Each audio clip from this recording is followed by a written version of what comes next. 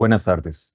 El Instituto de Desarrollo Profesional del Ministerio de Educación Pública le saluda y le da la más cordial bienvenida al webinario Educación en Valores para el Fortalecimiento Democrático y la Justicia Social. Este webinario está dirigido a personas docentes de educación preescolar, primaria y secundaria. Este webinario tiene como objetivo fortalecer la enseñanza de valores, promoviendo prácticas educativas que contribuyan al desarrollo de la ciudadanía democrática, inclusiva y comprometida con la justicia social, mediante estrategias reflexivas, participativas y contextualizadas al entorno escolar educativo.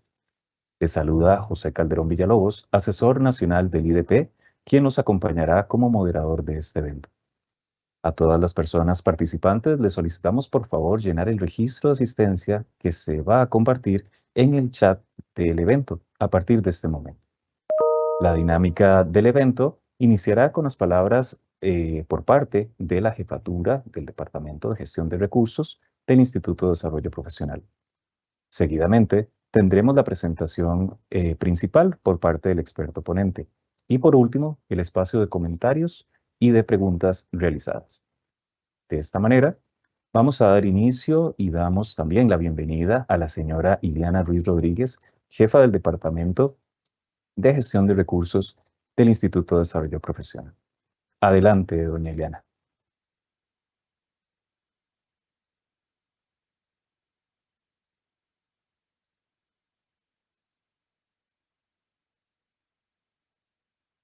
Buenas tardes. Es un gusto brindar la cordial bienvenida a este espacio de reflexión y aprendizaje de este webinario. Hoy nos convoca un tema de profunda relevancia para nuestra realidad nacional, la educación en valores. Este enfoque orienta, enriquece nuestra práctica pedagógica, también fortalece la formación de ciudadanos conscientes, inclusivos y comprometidos con el desarrollo de Costa Rica.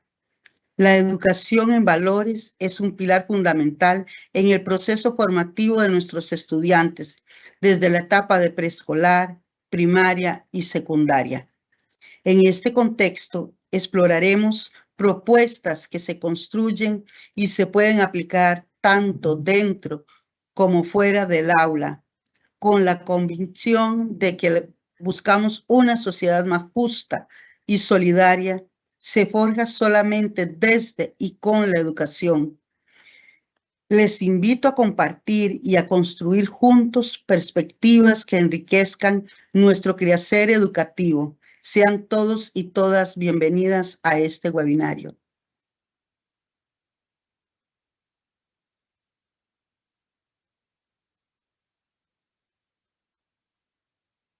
Muchas gracias por sus palabras de bienvenida, doña Iliana. Para continuar con este webinario, vamos a dar el pase a nuestro invitado, el profesor Maximiliano López López. Él es profesor en la Universidad Nacional, precisamente en la Escuela de Historia. Es máster en Historia Aplicada y máster en Pedagogía con énfasis en atención a la diversidad, ambos por la Universidad Nacional. También es egresado de la etapa de escolar, doctorado en Gobierno y Políticas Públicas de la Universidad de Costa Rica. Trabaja como profesor e investigador de la Escuela de Historia de la Universidad Nacional, donde también ha sido director y actualmente se desempeña como subdirector. Forma parte de las redes como la Sociedad Latinoamericana Caribeña de Historia Ambiental, SOLCHA, y la Red Centroamericana en Investigación y Docencia de Estudios Sociales y Ciudadanía Crítica, RECIDEC. Y participa en la Red Iberoamericana en Didáctica de las Ciencias Sociales, RIDIX. Entre sus campos de interés están la historia ambiental, la ciudadana y la enseñanza de la historia. Actualmente desarrolla una investigación que busca comprender cómo se construye cultura cívica en las aulas de secundaria a partir de estudios de casos múltiples. Adelante, don Maximiliano. Bienvenido.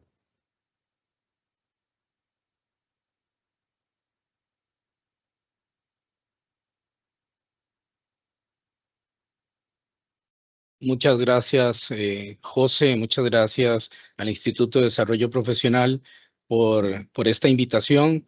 Efectivamente, el tema que nos convoca hoy es un tema no vamos a decir que es un tema que tiene relevancia en este momento, sino que es un tema que debe ser relevante en todo momento, y así lo plantean distintos autores, como Adela Cortina, por ejemplo.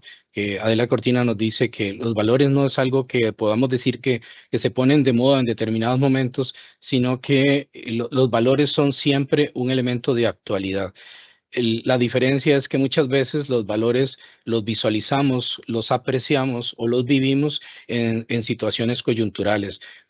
Por poner un ejemplo, en un contexto de crisis, por ejemplo, climática, la solidaridad de un pueblo se pone en prueba, ¿no? Y esta es una forma de pensar cómo los valores, aun cuando a veces no los podamos percibir o no los estemos valorando de la forma apropiada, son un elemento que está siempre presente en nuestras sociedades, en nuestro accionar, en nuestra labor docente, y debe ser siempre un elemento a tomar en consideración dentro de nuestro trabajo.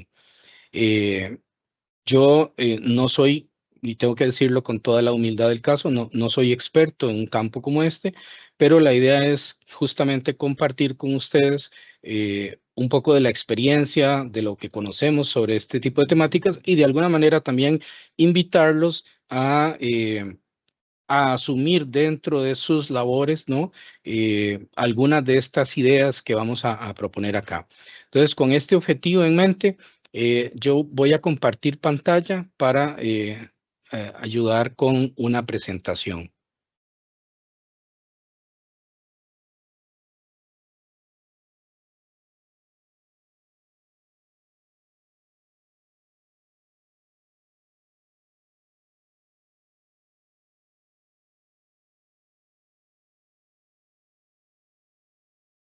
Me indican, por favor, si se está observando. José, tal vez me dice, por favor. Bien, ya está en tamaño completo. Bien, muchas gracias, José. Como está la convocatoria, ustedes pudieron observar que hemos titulado este webinar como Educación en Valores para el Fortalecimiento Democrático y la Justicia Social. Incluso la imagen que está planteada en el inicio de esta presentación tiene como objetivo, pues, ponernos a pensar un poquito sobre el rumbo que llevamos como sociedad, hacia dónde nos estamos dirigiendo y eventualmente qué tipo de atenciones debemos prestar a esta realidad en la que estamos viviendo. Tal vez lo que señalaría para comenzar es que todos nosotros conocemos los valores, es decir, de alguna u otra forma hemos estado vinculados a ellos dentro de nuestra formación, desde que estuvimos en la escuela, el colegio, la universidad, pero también ahora dentro de nuestro ejercicio profesional normalmente estamos vinculados a esto, y de una u otra forma también aprendemos a valorar lo que significan muchas de estas propuestas, ¿no? Y sabemos claramente, por ejemplo, que tenemos valores personales que de alguna forma, digamos, caracterizan a la persona, de alguna forma demuestran el carácter social y el carácter con que las personas se desenvuelven, ¿verdad? También hay valores sociales que esto nos ayudan, por supuesto, que a la convivencia y a mejorar el bienestar general de la sociedad, y de ellos podemos citar ejemplos como los que ustedes pueden ver ahí, tanto la solidaridad como la cooperación, el civismo, el diálogo, el compromiso con la comunidad, etcétera. Pero también hay valores de tipo moral, que son aquellos valores que apreciamos mucho, sobre todo en la parte formativa de los jóvenes, desde la niñez en realidad, porque es donde ellos van aprendiendo a diferenciar entre aquello que es correcto o incorrecto, ¿no? Y a partir de eso, proponer, digamos, una forma, una manera de actuar, de relacionarse con los demás, de visualizar su relación con el mundo y del papel que juegan ellos, por ejemplo, dentro de su familia, dentro de su comunidad, etcétera. Ahora, es importante que tengamos claro, tal vez, que la palabra valor no es una palabra tan vieja, en realidad es un concepto relativamente nuevo. Si ustedes recuerdan, sobre todo en los textos clásicos, se hablaba más de virtudes, ¿verdad? De virtudes ciudadanas, no se hablaba de valores. El concepto de valor empieza a divulgarse mucho desde la economía, ¿verdad? En términos de lo que es el valor de un objeto, de un producto, ¿verdad? En términos del valor de uso que tenía y demás. Y desde ahí, desde la economía, el concepto de valor trasciende hacia la filosofía, y desde la filosofía este concepto empieza a extenderse como una persona que es digna de aprecio, ¿no? Lo que pasa es que ese ser digno de aprecio es un valor o es un juicio que establece quien lo ve o quien está en contacto con esa persona. De ahí que tenemos que visualizar que efectivamente la noción de valores desde una perspectiva del subjetivismo axiológico es una cualidad que nosotros reconocemos en otras personas y que la vemos como algo positivo. No necesariamente significa que es algo que nosotros desarrollamos per se.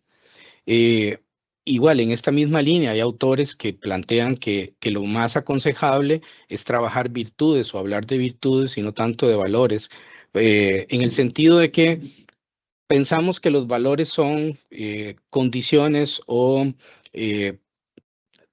habilidades que desarrollan las personas contextualizadas en su cultura, en su realidad, etcétera, y que entonces cuando pensamos en enseñar valores, lo que hacemos es contrastar los valores de una persona con los valores de otra. Entonces, hay gente que prefiere hablar de virtudes. Igual, por ejemplo, hay un pedagogo uruguayo que se llama Gerardo Mendive, que habla de que más que enseñar valores o educar en valores, hay que vivir en valores. Y un poco esta observación que él plantea va en función de visualizar los valores como un proceso de aprendizaje en la práctica, ¿verdad? Y en este sentido, pues el papel del docente siempre va a ser fundamental. Sabemos y creo que esto todos lo tenemos muy claro. Sabemos que el papel de los docentes ha venido siendo de alguna forma minimizado desde las políticas, pero también desde la misma transformación social. Hace unos años, el maestro, la maestra de una comunidad era una figura clave dentro del desarrollo comunal para organizar ferias, para construir la misma escuela, y había un reconocimiento, digamos, muy significativo a esta figura. Hoy día tenemos distintas leyes que más bien limitan el accionar docente, que incluso generan algunos riesgos de trabajo, ¿verdad? Y esto tenemos que obviamente tenerlo en cuenta. Sin embargo, eh, hay que tener claro que en un contexto como el actual, y lo señala este mismo pedagogo Gerardo Mendive, una labor que nosotros no podemos obviar y que la escuela, me refiero a la escuela como institución educativa, tiene que asumir es ese acompañamiento a las familias en la construcción de valores.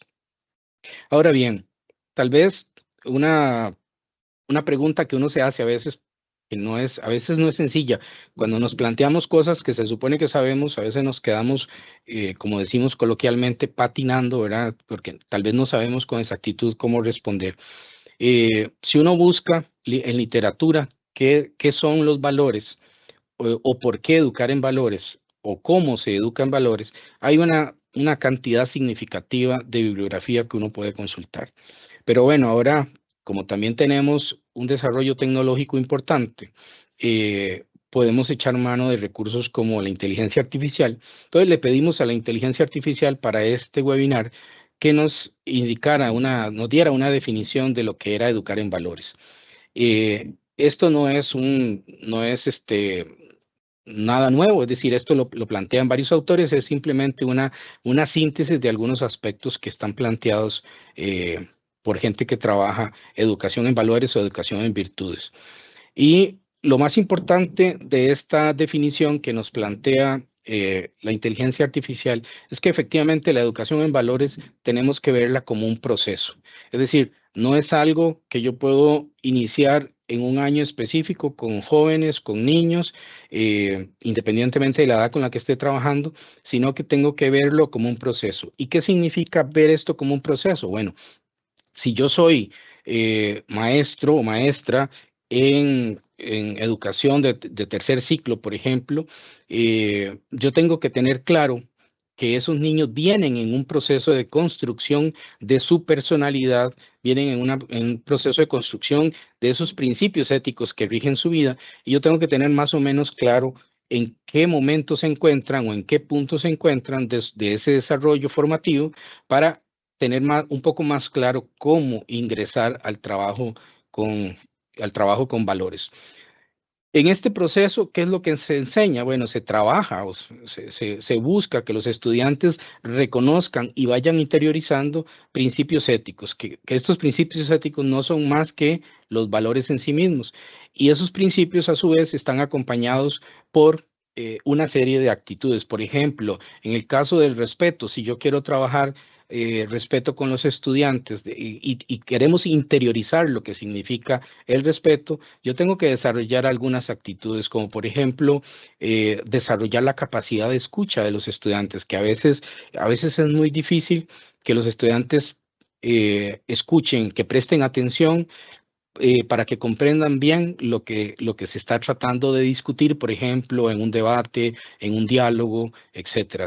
Esa capacidad de escucha es algo que tenemos que cultivar. Igual el tema de aceptar las diferencias, es decir, no, si tenemos claro y podemos trabajar esto con los estudiantes, si tenemos claro que la sociedad es un ente vivo, que la sociedad es cambiante, etcétera, tenemos que aprender a aceptar las diferencias que hay en ese entorno. Incluso en las mismas dinámicas escolares, cuando pasamos de un año a otro y en algunos centros educativos se mantienen los grupos de en la misma integración, pero a veces se mezclan cuando se reduce una sección, por ejemplo, se reducen 2 secciones al pasar de un nivel a otro. Empezamos a recibir compañeros que eran de otros grupos con los cuales tal vez no hemos conversado, etcétera, y todo eso nos plantea nuevos retos, y en esos retos tenemos que aprender a diferenciar cuáles son las cosas sobre las que podemos actuar, sobre cuáles no, y aceptar esas diferencias. Y por supuesto, el ser cortés, el siempre tener un tono de voz adecuado, es decir, no podemos pensar que somos respetuosos, por ejemplo, de la diversidad, si no somos corteses a la hora de interactuar con los demás, por ejemplo, en el centro educativo. Ahora, si estamos de acuerdo en que la enseñanza en valores es un proceso, nosotros lo podemos ver un poco esquemáticamente en esta secuencia que nos plantea de alguna forma el avance que desde niños hasta adolescentes pueden ir teniendo en el desarrollo de esa conciencia moral, por ejemplo, de ese juicio moral que les hace ver lo que es correcto e incorrecto. Entonces, por ejemplo, hay una primera exposición que está marcada por la imitación y el aprendizaje social.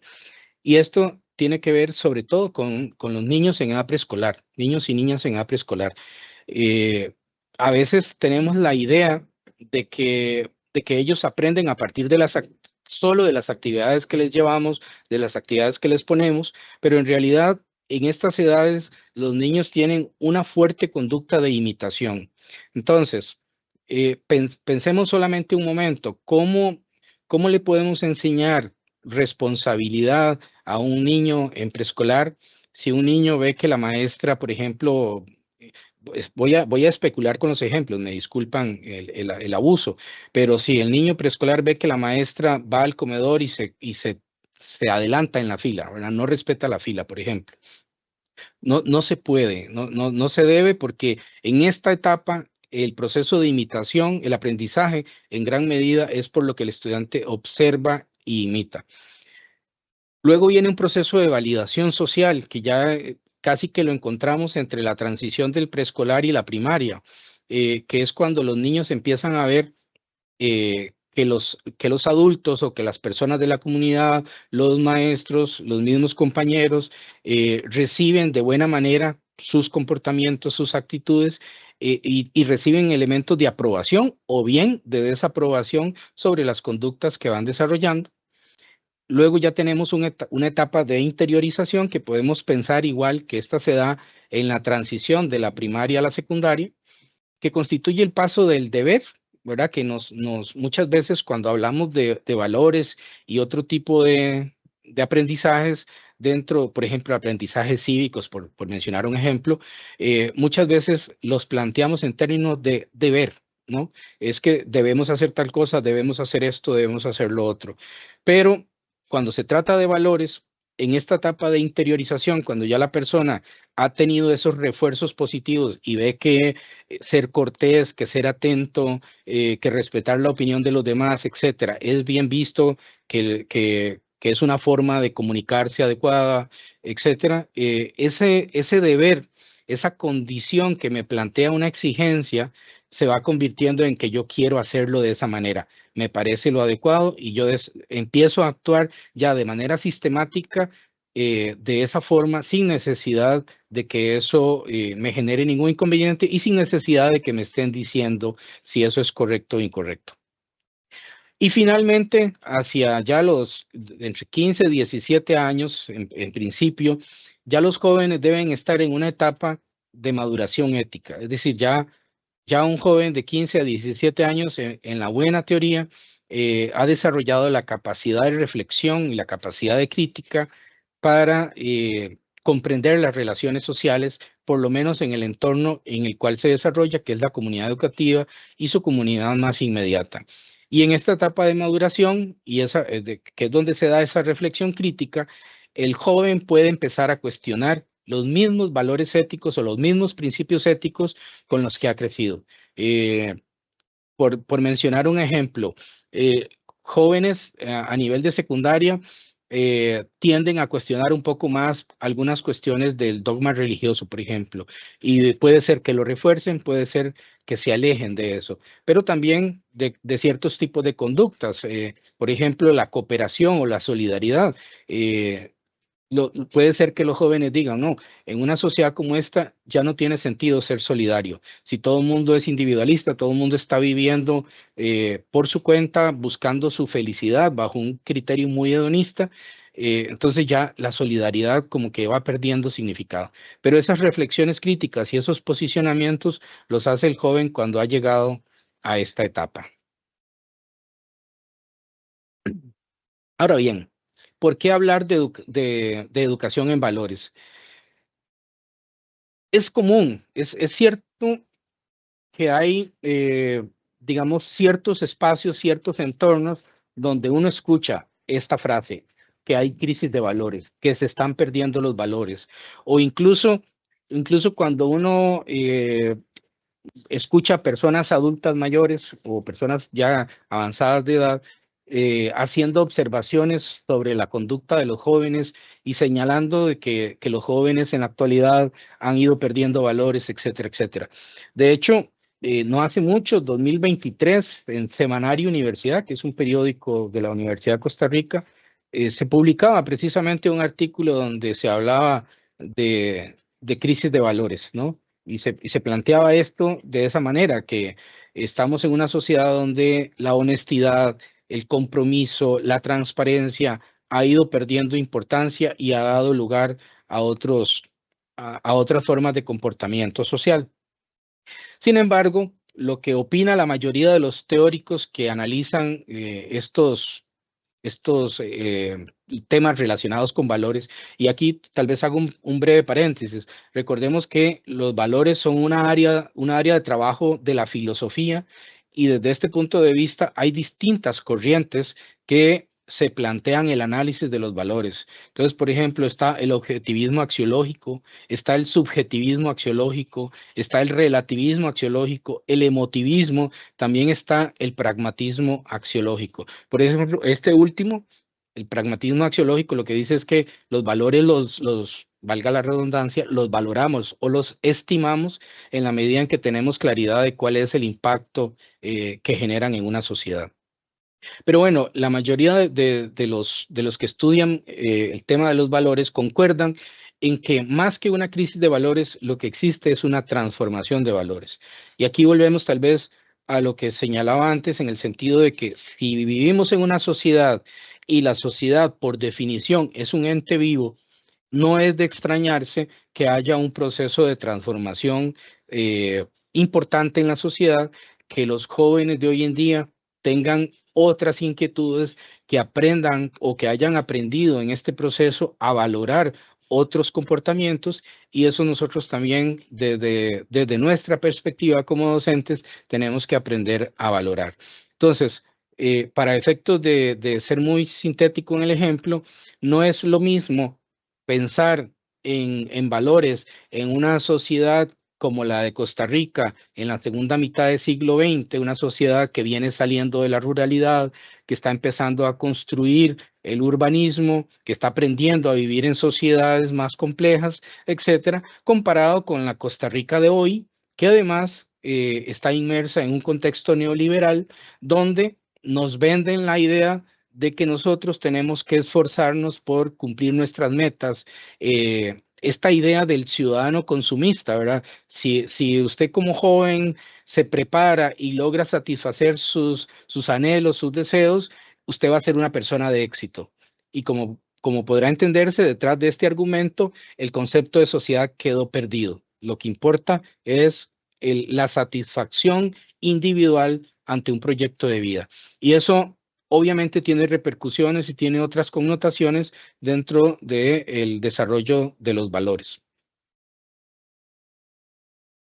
Nosotros, en este contexto, por ejemplo, estamos experimentando situaciones que no habíamos vivido o no las habíamos vivido en la magnitud que las estamos viviendo hoy. Por ejemplo, creo que todos somos conscientes de que estamos en un contexto de violencia quizás incontrolada, podríamos decir, y cada vez de mayor inseguridad, ¿verdad? Estamos en una sociedad donde, a pesar de que algunos indicadores puedan disminuir, como por ejemplo el indicador de la pobreza, que disminuye, pero la desigualdad entre los que más tienen y los que menos tienen es algo que ha ido creciendo de manera galopante. Estamos en un contexto donde la corrupción se ha asentado. Creo que eso tampoco lo podemos negar, y no es un contexto de este momento, sino es algo que se vino construyendo, pero que en esta coyuntura podemos verlo con mayor claridad. Y además estamos en un contexto de pérdida de confianza no solamente en la institucionalidad, sino que además ya no confiamos ni siquiera en el vecino. Vemos, incluso las noticias nos presentan cosas que evidencian los problemas comunales, las disputas, etcétera. Entonces, en un sentido, en una sociedad que está caracterizada por estas variables, ¿cómo se pueden redefinir los valores? ¿Cómo pueden verse afectados los valores? Entonces, veamos solamente como ejemplo lo que tiene que ver con la desigualdad y la corrupción. Y en este sentido, pensemos en los valores que podrían verse afectados en una situación, digamos, de deterioro democrático, de deterioro de los valores. Por ejemplo, el tema de la justicia, que es un valor sumamente importante. Nosotros, en un contexto como el actual, empezamos o hay parte de la sociedad que empieza a perder confianza en las leyes, en las instituciones. En un contexto como este de desigualdad, donde no hay equidad que se pueda ver, que se pueda sentir, donde no hay políticas públicas que realmente busquen la equidad, empezamos a sentir que ya eso no tiene sentido tampoco, ¿verdad?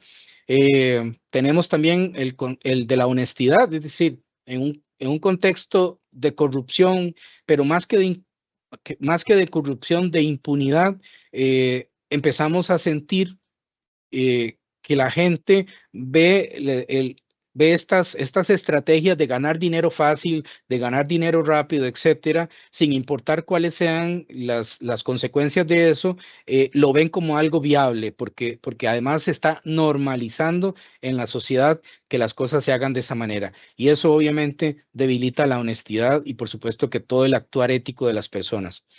Igual nos volvemos menos responsables, ¿verdad? En una sociedad de este tipo. La solidaridad, como decía antes, se empieza a perder, y obviamente el respeto. Y ya no solamente lo vemos, ¿cómo se llama?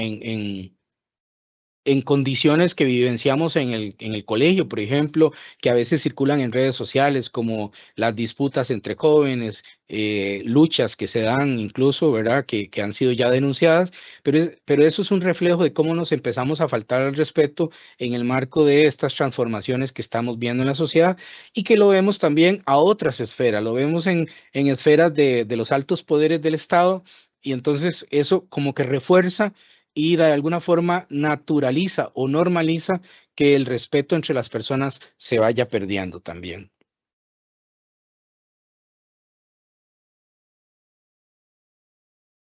Aquí vamos a hacer una pequeña pausa de 1 minuto. Lo que quisiera es que las personas que nos están siguiendo pudiesen escribir en el chat una palabra que nos diga cuál es el valor que consideran más importante de enseñar o de cultivar hoy en día. Partiendo de la experiencia, pueden empezar a hacerlo desde ya, partiendo de la experiencia que ustedes han tenido como docentes en preescolar, en primaria y en secundaria, el trabajo que han hecho, el análisis que han hecho sobre la población con la que están trabajando, etcétera. Piensen cuál es el valor más importante que deberíamos empezar a cultivar con los jóvenes, teniendo también en cuenta de que esto es un proceso, ¿verdad? Y en ese sentido, tal vez José me indica si tenemos algunas respuestas en el chat. Claro que sí, Maximiliano. Hay 2 personas que ya están participando. Nos habla sobre tolerancia, el otro nos pone sobre respeto mutuo. Vamos a esperar a que nos ingresen más palabritas. Tolerancia y respeto mutuo nos acaban de redactar. Gracias, José. Quizás luego podemos retomarlo también en el otro espacio, pero bueno, esta tolerancia y respeto mutuo creo que son dos valores que están íntimamente relacionados, ¿verdad? Si no somos tolerantes, probablemente vamos a estar faltando el respeto a las personas con las que interactuamos. Y aquí quizás lo interesante es pensar en el desarrollo de esta sociedad a partir de estas transformaciones de las que hemos hablado, es ¿por qué razón es que estamos perdiendo en nuestra sociedad, con nuestros jóvenes, estamos perdiendo esos valores o estamos modificándolos? A lo mejor estamos malinterpretando esta idea de ser disidentes o de ser confrontativos o lo estamos confundiendo con una idea de valor mal interpretada, ¿verdad? Y que entonces yo no me tengo que dejar de los demás, tengo que decir lo que me parece, pero recurrimos a formas, a dinámicas que no están en sintonía con una sana convivencia y que en consecuencia lo que podría ocurrir ahí es que más bien en lugar de crear una convivencia pacífica, en lugar de contribuir al fortalecimiento de las relaciones sociales, más bien podemos estar haciendo lo contrario, pensando eventualmente que estamos recurriendo a algo positivo. Ok, a la hora de de enseñar o trabajar con valores, creo que hay varias cosas que es importante tener en cuenta y varios autores nos hablan al respecto. Uno de ellos, y que creo que es una de las cosas que quizás es más importante, que no es fácil de resolver, por supuesto, es el hecho de que los valores no se pueden aprender solo en la teoría. Y aquí puedo hacerlo en analogía con el civismo. El civismo es algo que tampoco se puede aprender solo en la teoría. Se aprende a ser ciudadano en la práctica. Y los valores como tal, si bien podemos empezar a trabajarlos dentro del aula a partir de un montón de estrategias que eventualmente podamos construir, lo que nos plantean distintos autores es que la forma más contundente para trabajar valores o para que los estudiantes interioricen los valores es justamente a partir de la vivencia de situaciones reales y concretas, donde ponemos en ejercicio, donde ponemos en desarrollo esos valores. Y en este sentido, una de las propuestas que hay es el tema del aprendizaje-servicio, y es cómo, especialmente con personas ya de una edad un poquito más avanzada, tal vez de 12 a 17 años, podemos empezar a organizar trabajos de desarrollo comunal, ¿verdad? Que impliquen o que obliguen a los estudiantes de alguna manera a trabajar en asocio con algunos otros actores sociales, buscando identificar problemas de la comunidad, y tratar de identificar alternativas a esos problemas y eventualmente hacer propuestas de construcción de una comunidad más solidaria, una comunidad más sostenible, etcétera, dependiendo de cuál sea el valor que quiera impulsarse a partir de estas prácticas. Pero el punto es cómo podemos trabajar y cómo podemos extender la acción de aprendizaje de valores más allá de las aulas nuestras.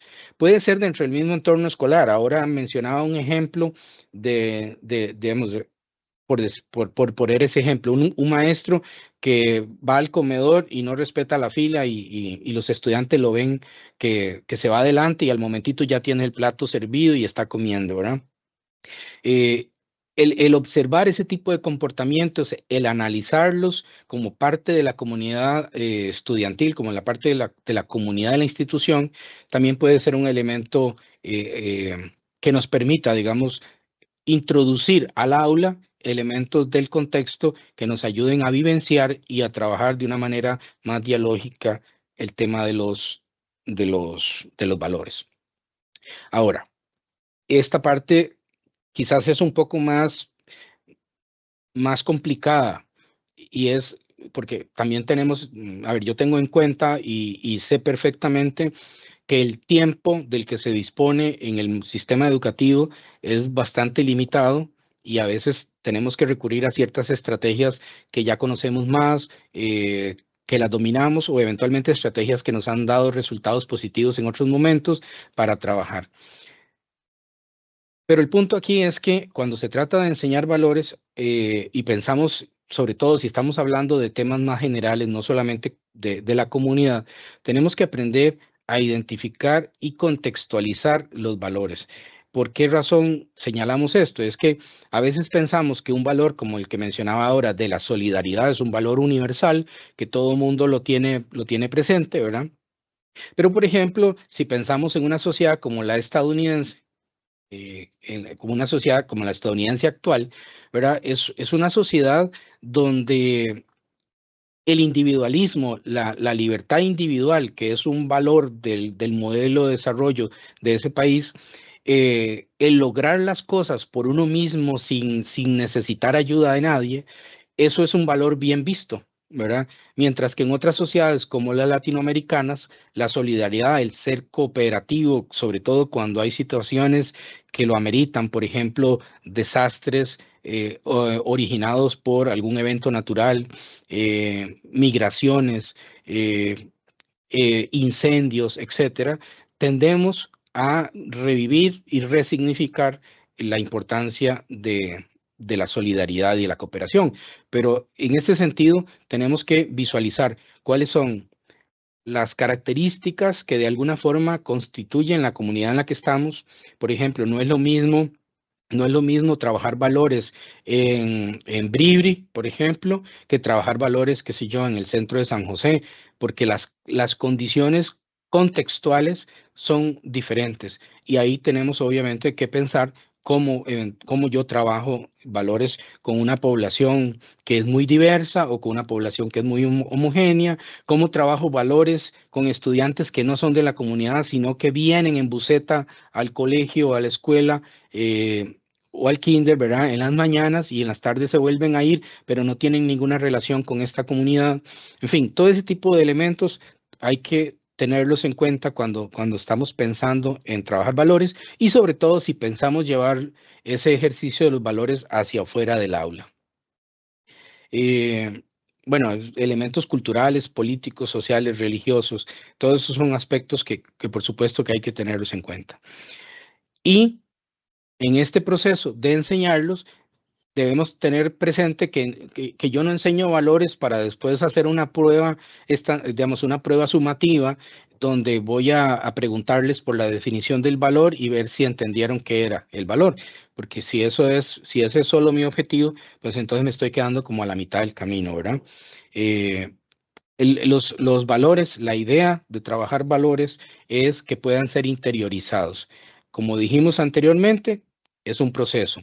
Y en este proceso, nosotros podemos tener, digamos, visualizar o tener claro lo que nos puede aportar el tener claro cómo aprenden las personas, ¿verdad? Muy probablemente todos trabajamos o todos le prestamos atención en algún momento determinado, por ejemplo, a los estilos de aprendizaje, ¿verdad?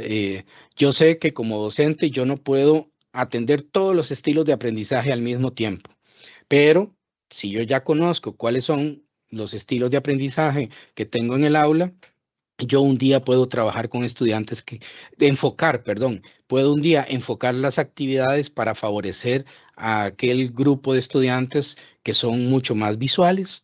Otro día puedo trabajar con otros que son mucho más orales o auditivos. Otro día puedo trabajar con otros que son más kinestésicos. Otro día puedo traer instrumentos, por ejemplo, para los que tienen inteligencia musical. En fin, el punto es que si yo conozco de alguna manera cómo, cómo desarrollan los procesos de aprendizaje mis estudiantes, puedo tratar de incidir en ese proceso. Y en esto, las neurociencias nos ofrece un concepto muy sugerente, que es el tema de la neuroplasticidad. Básicamente es la capacidad del cerebro para adaptarse a nuevas condiciones de aprendizaje. Si lo pensamos en términos de Vygotsky o si lo pensamos en términos de Althusser, en fin, bien sea los andamiajes, los conflictos cognitivos o los aprendizajes significativos, cómo cada uno de estos va generando un impacto, digamos, en el cerebro y va reacomodando sus funciones. Una forma muy simple que plantean los especialistas en esto para entender cómo funciona la neuroplasticidad es pensar, por ejemplo, cuando hay personas que tienen accidentes que ven, digamos, involucrado, ¿cómo se llama?, el cerebro, y que a partir de ciertas terapias pueden lograr que el cerebro reconfigure algunas funciones. O también lo plantean de forma muy sencilla como una persona que pierde la capacidad de vista o de audición y de alguna manera su cerebro empieza a refinar y empieza a focalizar su funcionalidad en relación con los otros sentidos. Entonces, esa neuroplasticidad no es algo que se acaba en una etapa de la niñez, sino que nuestro cerebro es constantemente maleable, es decir, se puede ir, algunos incluso utilizan la metáfora de que esto es como una especie de plastilina, ¿verdad? De edificio de plasticina o de plastilina, que usted lo va moldeando, ¿verdad? Con el paso del tiempo y con los ejercicios que puede ir trabajando. Y en este sentido, pues la neuroplasticidad nos ayuda a que si yo trabajo de manera reiterada y a través de ejercicios prácticos alguna conducta en particular, no necesito ni siquiera decirle que estamos trabajando un valor, sino que estoy haciendo una práctica deliberada, el cerebro va aprendiendo y va construyendo caminos neuronales, uniones sinápticas que le permiten ya interiorizar esa acción como algo positivo. Por aquí hay una frasecita que es de Ramón y Cajal, que decía que básicamente que todo ser humano tiene la capacidad de esculpir o de darle forma a su cerebro, ¿verdad? Y esto de alguna manera también nos pone a pensar a nosotros como docentes si a veces sentimos que nos limitamos en la forma en cómo estamos haciendo las cosas, pues también es a ver, no es una llamada de atención, es como un recordatorio de que nosotros tenemos la capacidad para cambiar, ¿no? Y en esto tiene que ver mucho los procesos de autocognición, ¿verdad? Es decir, saber cómo yo estoy trabajando, incluso autoevaluarme yo mismo, cómo estoy haciendo las cosas y eventualmente empezar a hacerlas de una manera diferente para ver si obtengo, obviamente, resultados distintos. Pero bueno, este tema de la neuroplasticidad, que está científicamente probado, nos puede permitir también visualizar cómo en el desarrollo del juicio moral que las personas van desarrollando, podemos ir incidiendo de alguna manera. Estos son los niveles de aprendizaje moral de Lawrence Kohlberg, y él nos plantea tres, básicamente, ¿verdad? El preconvencional, convencional y postconvencional.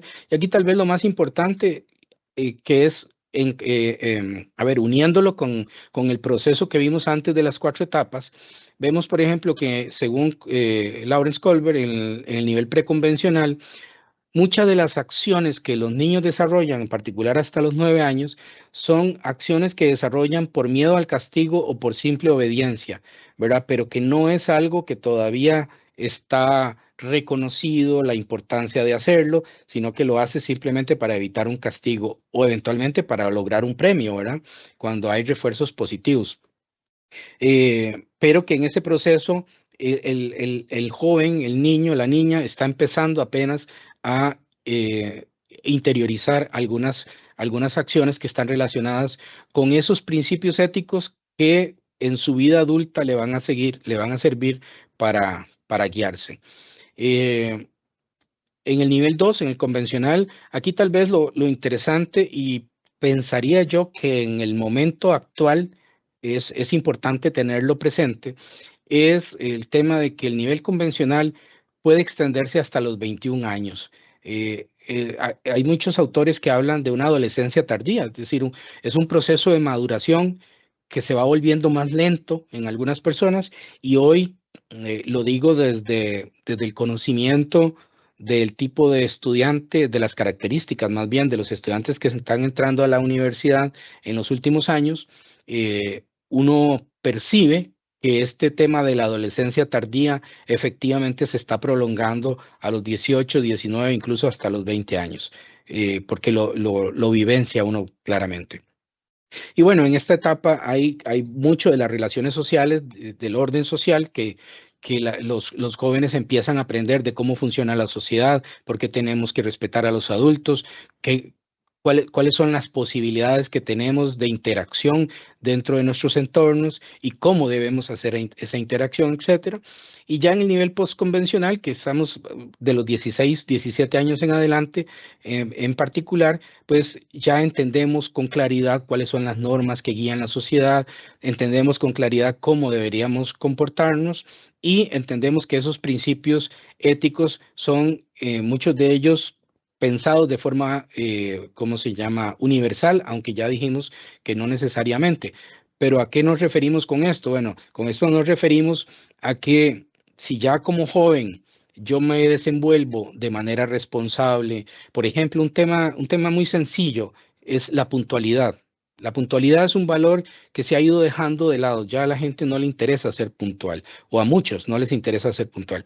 Pero si yo como joven soy puntual y a mí me dicen vamos a hacer un trabajo y nos vamos a reunir a tal hora para hacer el trabajo, yo espero que los demás respondan bajo la misma lógica de principio ético con que yo lo hago. Yo respeto el tiempo de ellos, ellos deben respetar el tiempo mío. En esa lógica, los jóvenes van aprendiendo, digamos, un poco el proceso de maduración ética y moral, y como ustedes podrán más o menos percibir en esto, pues aquí tenemos el desarrollo de las etapas de los valores también. Y reforzamos aquí dos elementos que ya de alguna manera se señalaron también, y es la idea de que los valores tenemos que trabajarlos mediante la práctica y, de ser posible, ¿verdad?, mediante la práctica que nos lleve más allá de las aulas, pero además y especialmente en los niveles más altos, trabajar esos valores también a partir de la reflexión. Es decir, que no se trata de que yo como docente llegue y les diga, vamos a aprender estos valores, los valores son esto, estas son las características que tienen, nos sirven para esto, apréndanselos de esa manera.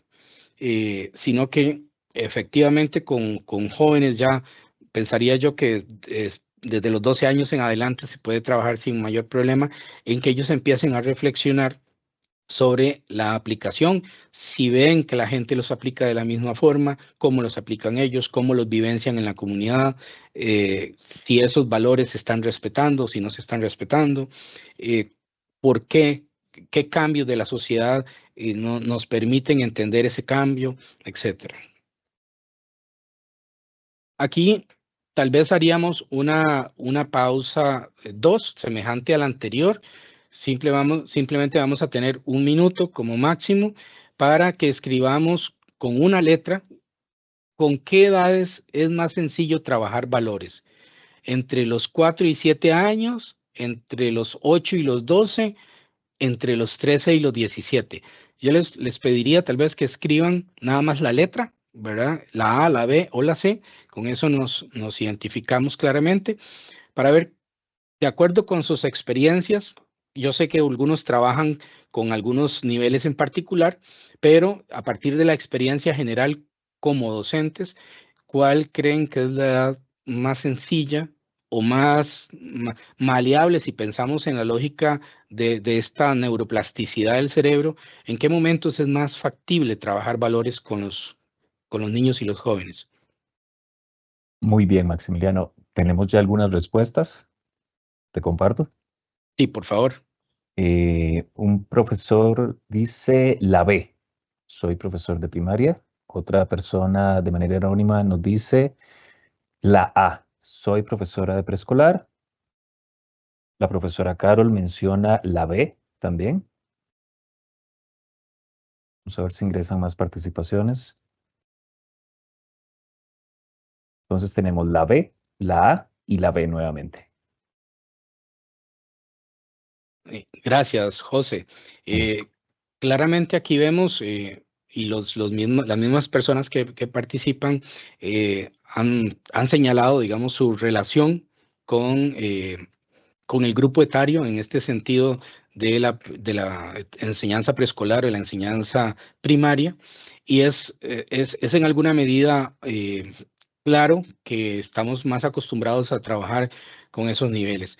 Un poco el ejercicio, lo que tenía como fondo, como sentido, es que nos volvamos a plantear la cuestión de si es un proceso, la enseñanza de los valores, es que si yo estoy trabajando en el grupo B con niños y niñas de entre 8 y 12 años, si yo voy a trabajar ciertos valores con ellos, eventualmente tengo que hacer una introspección, tengo que hacer un análisis, tengo que hacer una reflexión, eventualmente hasta un diagnóstico sería útil para visualizar cuál ha sido el proceso formativo de valores que han recibido los niños hasta determinado momento, los niños y las niñas, perdón. Entendiendo, como les decía, que esto es un proceso que no lo podemos ver en aislado. Si yo estoy en primaria y empiezo a trabajar un tipo de diagnóstico, empiezo a indagar con los muchachos y las muchachas qué han hecho, cómo han vivenciado, cómo trabajaban algunas cosas relacionadas con valores en el preescolar, probablemente me voy a dar cuenta de que saben más de lo que yo me imaginaba que sabían.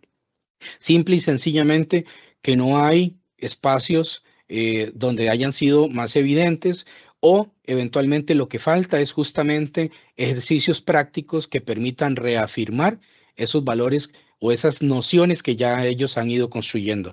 Y eso es importantísimo, especialmente en la secundaria, porque cuando los muchachos y las muchachas llegan a la educación secundaria, muchas veces se parte del principio de que ya vienen con una formación base, ¿verdad? En un conjunto de cosas que se supone que deberían traer y que posiblemente las tienen, pero que no se ponen en práctica, porque no se ponen en práctica por falta, valga la redundancia, de espacios donde eso se potencie. Y no podemos esperar que los jóvenes demuestren ciertas actitudes o ciertos valores espontáneamente siempre. Cuando un joven los muestra, es un joven que podemos identificar como alguien que ya ha interiorizado el valor. Y entonces en sus relaciones sociales, en sus comportamientos, en sus actitudes, siempre va a reflejar la interiorización de ese valor. Pero si vemos que otros jóvenes no lo tienen, no lo demuestran, la pregunta que tenemos que hacernos es ¿no lo conoce? ¿Nunca lo ha visto? no lo pone en práctica o simplemente es que no lo ha interiorizado y lo que tenemos que hacer es reforzar esa interiorización del valor. Esa parte es fundamental. Ahora bien, vamos a visualizar así rápidamente algunos temas muy sencillos, pero que son elementos, digamos, llamémosle así, contextuales, que afectan de alguna forma que afectan o favorecen el desarrollo del modelado del cerebro y por consiguiente esa interiorización de los valores.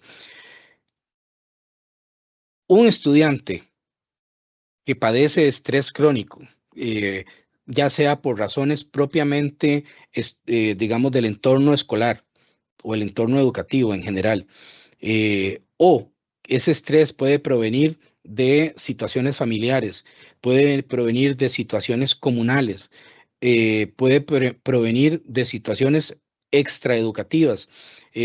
Pero si un estudiante está sometido a situaciones de estrés crónico, usted lo ve que es un niño, por ejemplo, una niña o niño que siempre anda deprimido, que anda, que llora mucho, que se asusta, etcétera, por distintas cosas, es un niño cuyo cerebro está siendo condicionado y en consecuencia ese joven está menos propenso, está menos dispuesto cognitivamente a ir procesando e interiorizando esos procesos. Uno puede también plantearlo en términos de la alimentación. Gracias a Dios, creo yo, que vivimos ya en una sociedad donde este problema, si bien es cierto, no se ha erradicado del todo, pues, pero se ha ido resolviendo de manera bastante importante. El tema de los comedores estudiantiles algo ha ayudado. Sin embargo, sabemos que en algunas regiones siguen existiendo niños y niñas que van a clases sin alimentación, sin comida, a veces sin desayunar, y todo eso obviamente impacta en las capacidades de ellos para asumir, interiorizar, no solamente los valores, cualquier aprendizaje que se esté tratando de desarrollar en el aula. Y otro tema que afecta, y especialmente afecta a los jóvenes en una sociedad como la actual, es el tema de las adicciones. Y con adicciones no me estoy refiriendo a adicciones a sustancias psicotrópicas ni nada por el estilo, aunque sabemos que también existen, por supuesto, y que son un grave problema, sino que hay otro tipo de adicciones, como por ejemplo los temas de los videojuegos y el uso de las redes sociales, que están haciendo su papel en el modelado del cerebro de los jóvenes. Los videojuegos, hay estudios que han demostrado que tienen un alto potencial para desarrollar habilidades de los estudiantes, pero obviamente el problema es cuando no hay supervisión, qué tipo de juegos se hacen, durante cuánto tiempo se hacen, etcétera. Y cuando esto se convierte en una adicción, es casi que es la dopamina del cerebro, ¿verdad? El estar conectado a videojuegos. Y en el caso de las redes sociales, eh, que los jóvenes tienen acceso a distintas redes sociales, pasan interconectados, ¿verdad? Uno de los grandes problemas que está ocurriendo es el tema de la instalación de la posverdad. Es decir, ya a través de redes sociales nos llegan las verdades contadas, verdades incuestionables, etcétera. Y entonces, a ver, tal vez hago un paréntesis aquí. Hace varios años atrás, de hecho, yo hace muchos años trabajé con libros de texto y trabajé haciendo libros de texto, trabajaba en una editorial y recuerdo que en muchas ocasiones teníamos la llamada de atención sobre la forma en cómo se planteaban algunas cosas en los libros porque teníamos la evidencia desde la parte docente de que muchas veces los niños y las niñas, por ejemplo, en edad escolar, decían, es que eso es verdad porque el libro lo dice, ¿verdad? Y la maestra podía decirles, no, es que eso es un error, el libro tiene un error ahí, y el niño no hacía caso porque esa era la santa verdad. Hoy nos está pasando algo semejante con las redes sociales y la instalación de la posverdad. Ya la gente opina sin conocer de temas, digamos, le da posteo, le da seguimiento, se monta, por decirlo así, en la ola de críticas, por ejemplo, etcétera, pero sin realmente estar haciendo un proceso de reflexión sobre lo que está haciendo. Entonces, si estamos en una sociedad donde la posverdad se está instalando y a mí me dicen, por ejemplo, el modelo de desarrollo que tenemos en el país me dice que es que lo importante es que yo vea a ver cómo hago un emprendimiento para que yo resuelva mi vida y no dependa del Estado, ¿verdad? Esta idea del emprendedurismo como argumento básico para la superación personal se me instala como una verdad y ya yo empiezo a cuestionar si el Estado tiene que estarle resolviendo problemas a la gente de salud, de vivienda, etcétera. ¿Por qué? Porque hay un discurso que me está diciendo que eso es obligación mía hacerlo, que yo tengo que ser emprendedor. Y si no logro prosperar, es por culpa mía. Entonces, esos, digamos, son elementos que afectan. Otros elementos favorecen el desarrollo de ese modelado del cerebro, como son las exigencias, ¿verdad? Por ejemplo, plantearles conflictos cognitivos a los estudiantes, cosas que los desestabilicen, casos que los saquen de su estado de confort, ¿verdad? Cualquier tipo de exigencia de esta, bien canalizada, lo que va a contribuir es a que haya más conexiones sinápticas en el cerebro y que por consiguiente el estudiante empiece a reflexionar, empiece a encontrar nuevas formas de argumentar, empiece a decir, bueno, no, yo entiendo eso, pero mi opinión es esta, ¿verdad? Ese tipo de cosas se pueden lograr a través de ciertos ejercicios prácticos que le pongan desafíos a los estudiantes. Y muchos de esos desafíos lo que se busca es que estén basados en experiencias novedosas. Los estudiantes cuando entran en dinámicas recurrentes también tienden a generar un bloqueo. Yo sé que es muy difícil, por supuesto, y no voy a decir que esto es fácil porque no lo es en ningún nivel del sistema educativo, pero si yo pienso en ofrecer situaciones novedosas para hacer el análisis de ciertas situaciones que se vivencian en el país, puedo tener a los estudiantes más interesados y por consiguiente ellos van a tener un ejercicio de reflexión mucho más atinente a lo que me interesa que hagamos. Y en ese mismo ejercicio, pues puede darse una reflexión y una criticidad de los mismos valores con los que estamos trabajando. Según Jürgen Habermas, por ejemplo, él dice que el desarrollo tecnológico en una sociedad como la actual es algo que ya no tiene vuelta atrás, ¿verdad? Venimos evolucionando y el desarrollo tecnológico, de hecho, nos va ganando la partida, ¿verdad? Por ejemplo, lo vemos en términos de tecnologías que se pueden aplicar a la educación y estamos apenas medio conociendo una cuando ya hay 5 más. Ese desarrollo tecnológico es progresivo y no puede detenerse. Habermas lo que dice es que la evolución social y moral de la sociedad lleva la misma lógica, es decir, vamos evolucionando. La única diferencia es que, aunque el desarrollo tecnológico avanza y no hay vuelta atrás, en el desarrollo social y moral de nuestras sociedades sí es posible, lamentablemente, volver atrás.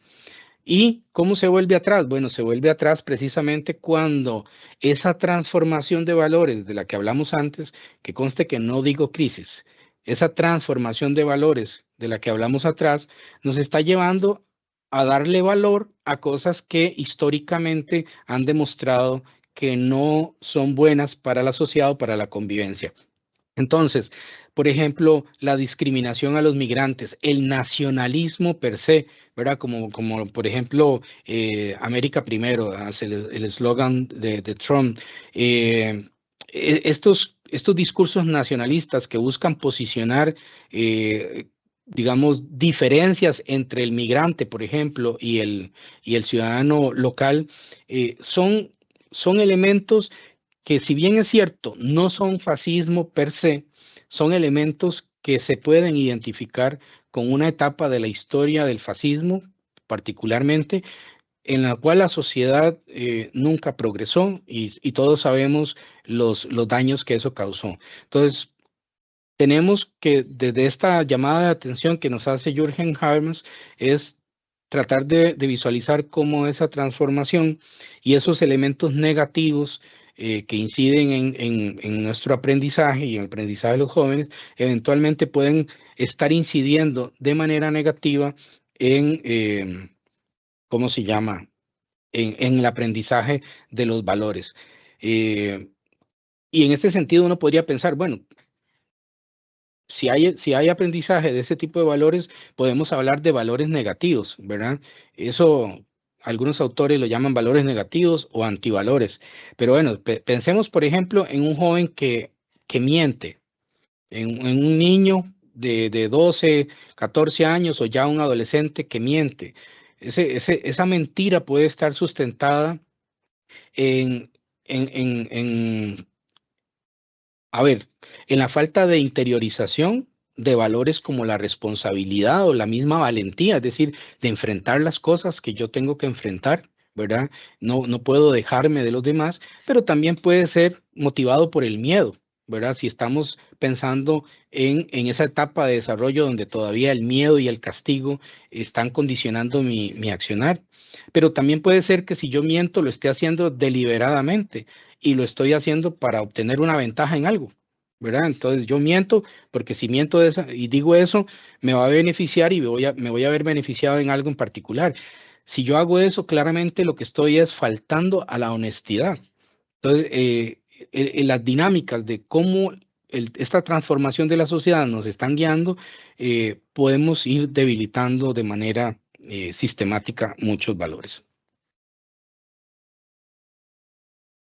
Ahora, tal vez en esta parte voy a ir un poquito más rápido porque veo que el tiempo se me está agotando.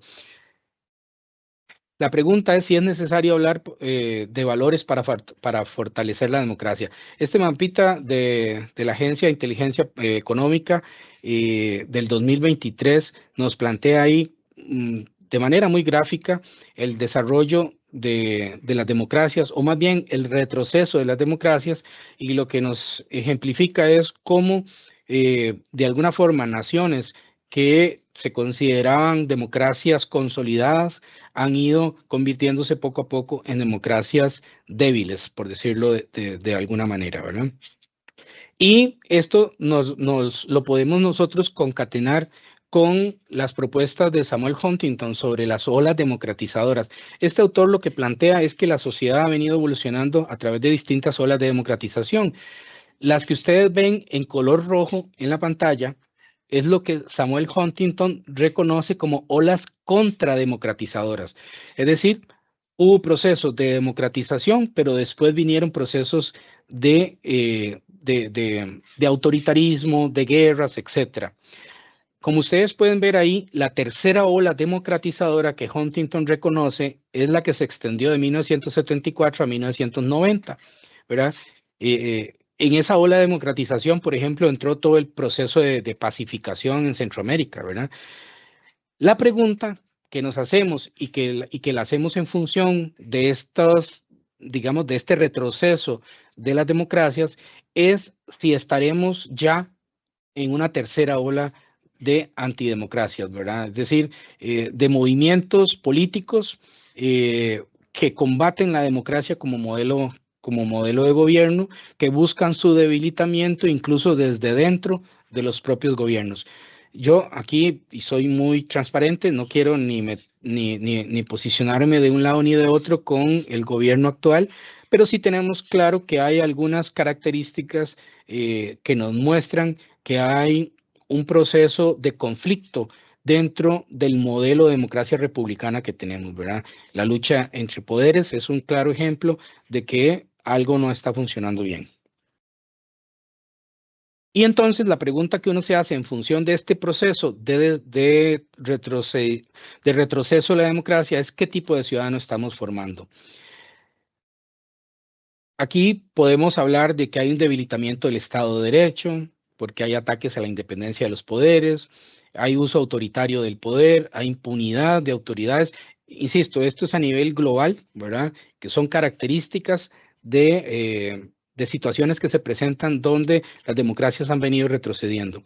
Hay ataques a las libertades fundamentales, por ejemplo, a la libertad de expresión. Hay concentración del poder, Hay un interés importante por concentrar el poder. Tal vez aquí es interesante, y enfocándolo en nuestro contexto particular, que podamos reflexionar, porque siempre es importante reflexionar sobre nuestra realidad. Es decir, en la segunda mitad del siglo XX, cuando teníamos bipartidismo, el hecho de que el gobierno que llegaba al poder, el ejecutivo que llegaba, tuviera mayoría en la Asamblea Legislativa, era algo que de alguna manera era bien visto en ese modelo bipartidista. Hoy día, en el modelo que tenemos de desarrollo político pluripartidista, más bien lo que se ha instalado como lógica es que haya una división en el Parlamento para que haya más pesos y contrapesos. Que eso tenga repercusiones en la gobernabilidad y otras cosas es otro tema, pero lo que quiero señalar es cómo a veces también el tema de la concentración del poder puede analizarse de formas distintas dependiendo del contexto al que nos estemos refiriendo. Esta es una continuación. Hay desconfianza ciudadana y desafección política. Una de las formas en cómo lo vemos es en el abstencionismo político y la polarización. Hay un debilitamiento de la sociedad civil que está de alguna forma patrocinado por ese mismo individualismo. Ya nosotros no estamos interesados en vincularnos con organizaciones, vincularnos con grupos ciudadanos, al hacer eso lo que hacemos es debilitar el tejido social. Pues por supuesto que hay gente que sí lo hace, pero una buena cantidad de gente empieza a separarse de esos tejidos.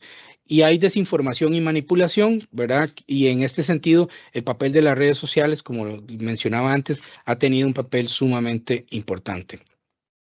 ¿Qué valores se necesita fortalecer en la democracia? Uno puede mencionar distintos valores de los que ya hemos evidenciado en láminas anteriores.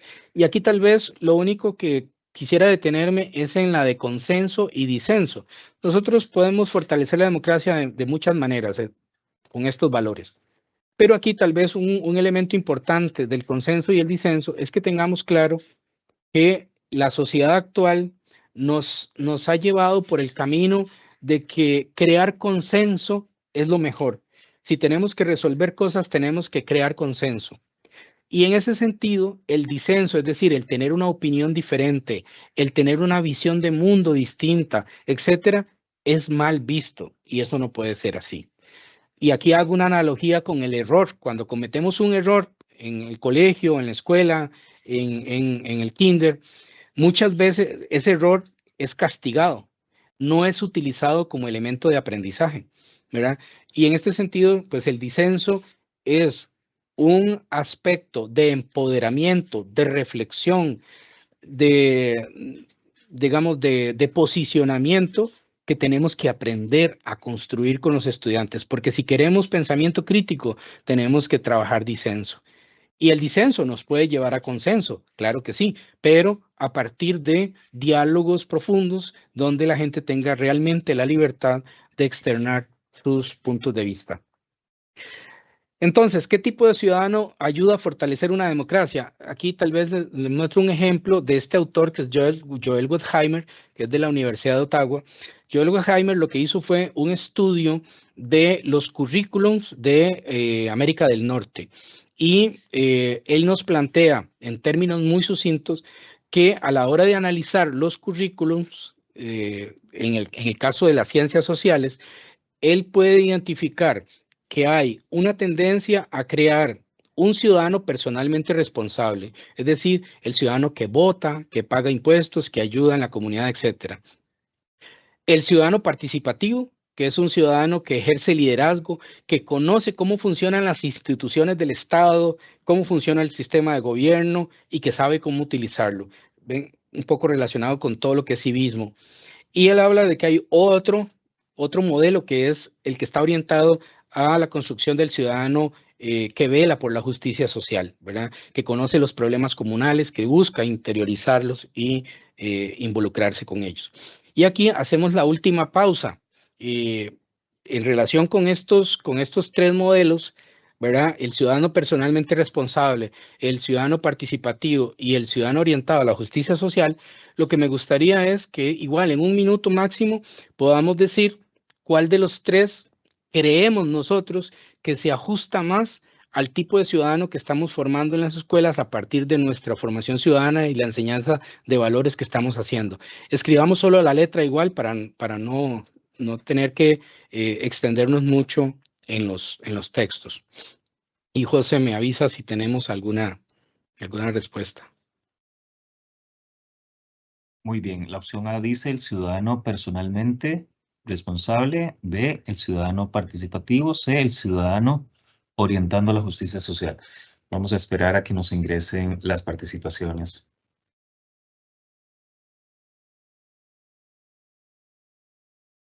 Una persona nos anota por ahí la respuesta, la primera, la A. Esperar un par de participaciones más. Otra persona nos agrega la A también. Profesor Juan nos agrega la opción C.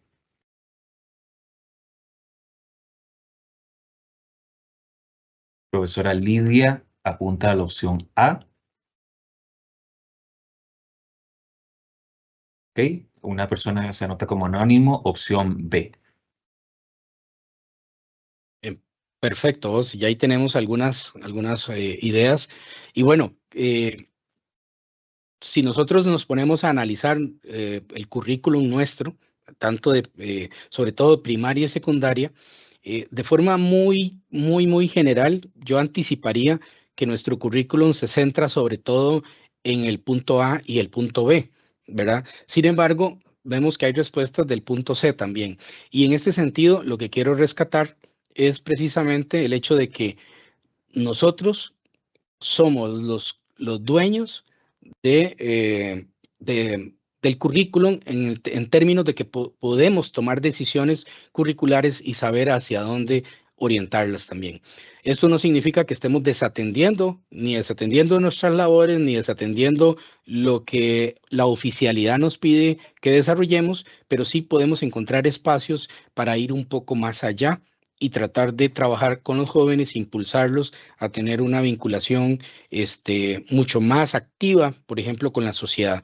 Y esta lógica del aprendizaje-servicio que mencionábamos al inicio es un elemento que concuerda muy bien con el punto C de ese ciudadano orientado a la justicia social. José, voy a tratar, estoy casi sobre tiempo, voy a tratar de terminar en unos 5 minutos. Tenemos unos minutos todavía por ahí. Vamos. Perfecto, gracias. Okay. Bien, aquí nos planteamos también, en función de lo que nos propusimos al inicio, es por qué hablar de valores de justicia social. La justicia social todos sabemos que es algo que busca igualdad de oportunidades, es decir, que haya equidad, que haya dignidad humana en nuestra sociedad, que promovamos la inclusión y el respeto a la diversidad, entre otras cosas, ¿verdad? Y en ese sentido, trabajar con valores es fundamental para tratar de avanzar hacia una sociedad con mayor justicia social. Ahora, ¿por qué creemos que es necesario trabajar justicia social? Aquí voy a pasar igual algo rápido por algunos datos. Si ustedes recuerdan, el coeficiente de Gini es un valor que nos dice qué tan igualitaria o qué tan desigualitaria es una sociedad. En este momento el coeficiente Gini, bueno, el coeficiente del 2024 para Costa Rica fue de 0,492. Recordemos que entre más cero esté el número, entre más cerca esté de cero el número, es una sociedad más igualitaria, y entre más cerca de uno se encuentre. ¿Sabías que la madre de Sebastian Stan fue a ver Black Panther? Tenemos un micrófono abierto ahí. Entre más cerca de uno esté el número, es más desigual. Entonces vemos que este promedio para Costa Rica está por debajo de la mitad. Eso significa que estamos en una sociedad que es bastante desigual, y esto a pesar de que, por ejemplo, cifras del INEC nos dicen que la pobreza se ha reducido. En términos de acceso a vivienda, hay muchas familias que no tienen acceso, desigualdad en la educación, especialmente en términos de conectividad digital, de infraestructura. Hay una brecha educativa que sigue persistiendo entre zonas urbanas y rurales. Acceso a los servicios de salud, cada vez se ven más afectados, ¿verdad? Incluso hay personas que no atienden situaciones de salud por falta de recursos. las brechas de género siguen existiendo. En términos del mercado laboral, es uno de los espacios donde más se visibiliza. Hay desigualdades regionales, tenemos claro cuáles son las regiones con mayores niveles de pobreza en el país. Incluso si podemos si analizáramos el índice de desarrollo humano, podemos identificar más puntualmente cuáles son los cantones que tienen mayor incidencia de pobreza y de desigualdad, y en consecuencia visualizar, por ejemplo, desde un análisis, qué políticas públicas están ayudando a resolver esa desigualdad. La desigualdad en el empleo, ¿verdad? En términos de la informalidad, del subempleo y el acceso de empleo, por ejemplo, para personas que no tienen educación. El tema de la pobreza infantil, que está asociado a la pobreza general, digamos, general de los hogares, a la pobreza estructural, y exclusión de poblaciones vulnerables, que es otro elemento que también lo vivenciamos un día sí y otro también. Entonces, uno aquí se puede plantear cuáles valores trabajar para la justicia social, para tratar de que desde niños vayan entendiendo todas estas condiciones que ellos van a vivenciar y que ya están vivenciando en las comunidades e incluso en sus propios hogares, ¿verdad? Entonces, ¿qué valores hay que trabajar para tratar de ir dándole un cambio, un giro poco a poco, aportando nuestro granito de arena, como solemos decir, pues valores como la equidad, la igualdad, solidaridad, la inclusión, empatía, la justicia, la no discriminación, el respeto a los derechos humanos, la dignidad, la compasión, la cooperación, que como decíamos antes es sumamente importante, el respeto a la interculturalidad. Vivimos en una sociedad que nuestra propia constitución en el artículo 1 dice que vivimos en una sociedad pluriétnica y multicultural. Entonces esa interculturalidad, en vez de marginarla, en vez de ocultarla, invisibilizarla, más bien tenemos que celebrarla. Y eso es una de las cosas con las cuales podemos trabajar nosotros en la institucionalidad. Los temas de sostenibilidad que están muy en boga en el sentido de digamos, los problemas de cambio climático, etcétera. Y la corresponsabilidad. Esto de la corresponsabilidad es un elemento muy sencillo, pero que nosotros lo podemos trabajar en los distintos niveles de la educación, no necesariamente trabajando valores, sino trabajando cualquier cosa donde estemos trabajando, por ejemplo, en equipos. Y trabajar la corresponsabilidad, el asumir compromisos, el ser responsable de entregar resultados, etcétera. Todo eso son espacios donde podemos nosotros trabajar. Y hay otros conjuntos de valores que podemos mencionar que están ligados a la convivencia democrática y también a la justicia social, como el respeto, la amabilidad, la amistad, la generosidad, la asertividad. La asertividad es algo que se ha ido perdiendo mucho y tiene que ver con la ambigüedad de los discursos y la instalación, como les decía antes, ¿verdad? La instalación de la posverdad. Entonces, ya no es necesario ser muy claro, porque yo creo que estoy escuchando lo que a mí me interesa escuchar y ya no es tan importante que la otra persona se exprese con claridad. Entonces, ser muy asertivo en la comunicación es fundamental en una sociedad como la actual. La lealtad, la unidad en la diversidad, etcétera. Y aquí hay otro elemento que no quise dejar por fuera, que es el tema de la justicia intergeneracional, porque si estamos hablando de justicia social, tenemos que también tener una mirada prospectiva, es decir, no solamente tenemos que impulsar justicia social con los que convivimos hoy día, sino con la gente que no ha llegado todavía a convivir con nosotros, bien porque no han nacido o bien porque no han llegado, no han migrado. Y desde el punto de vista de la justicia intergeneracional, podemos hablar del respeto por la naturaleza, el cuidado del entorno, la conciencia ambiental, la responsabilidad planetaria, el consumo responsable y la justicia climática. Son, ¿cómo se llama? Distintos valores que podemos trabajar. En términos de recursos, yo no pretendo venir a decirles aquí cómo trabajarlos, porque realmente ustedes son los expertos y ustedes son los que conocen esas realidades. Simplemente me quise limitar aquí a tratar de identificar en torno a los distintos niveles educativos la progresión con la que podemos ir visualizando ese proceso de construcción de valores. Y en preescolar, por ejemplo, trabajar con cuentos y fábulas, que aprovecho y hago un paréntesis acá, los compañeros del IDP les van a compartir unos libritos de cuentos que son precisamente orientados a trabajar valores. Trabajar con canciones infantiles, con títeres y dramatizaciones, juegos cooperativos, murales, rutinas modeladoras.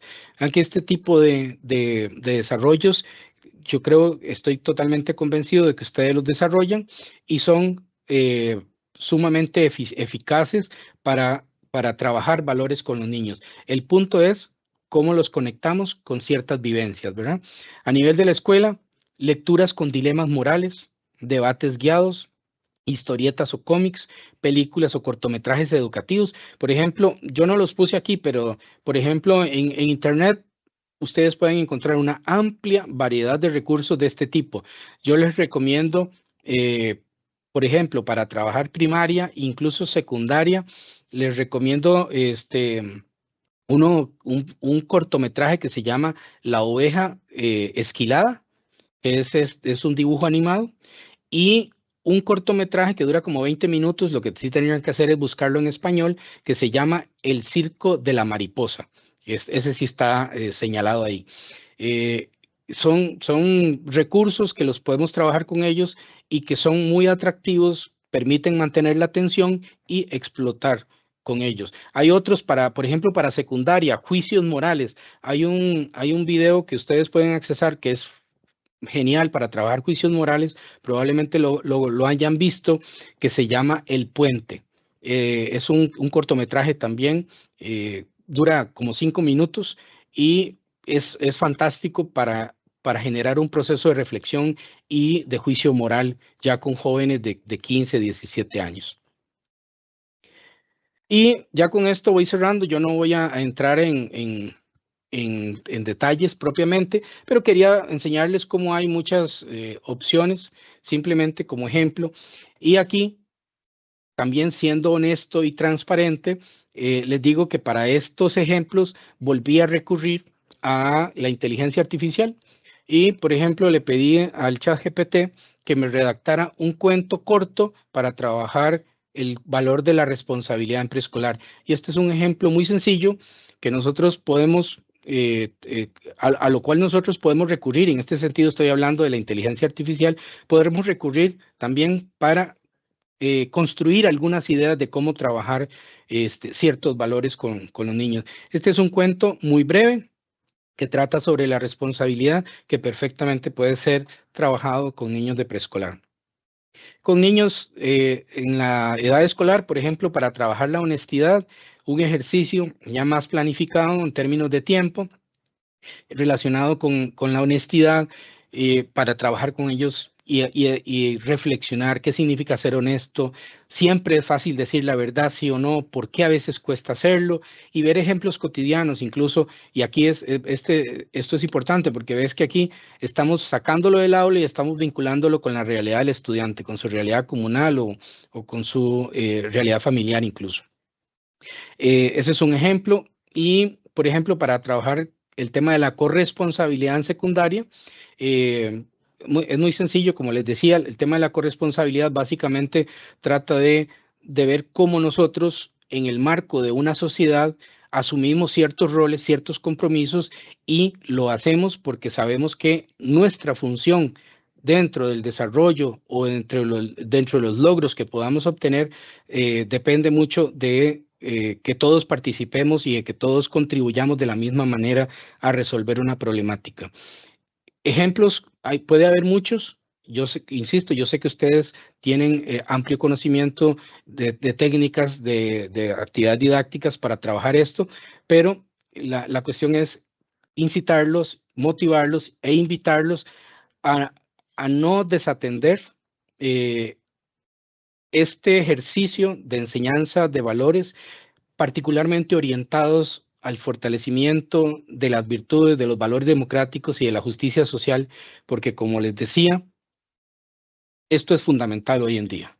Necesitamos empezar desde ya a ir transformando lo que a futuro será la generación que va a guiar este país, sustituyéndolos a nosotros como educadores, sustituyendo a las autoridades, sustituyendo a las entidades de gobierno, etcétera.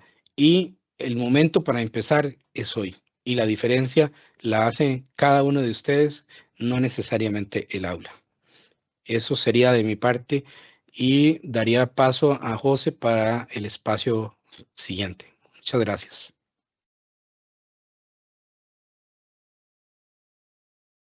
Voy a dejar de compartir.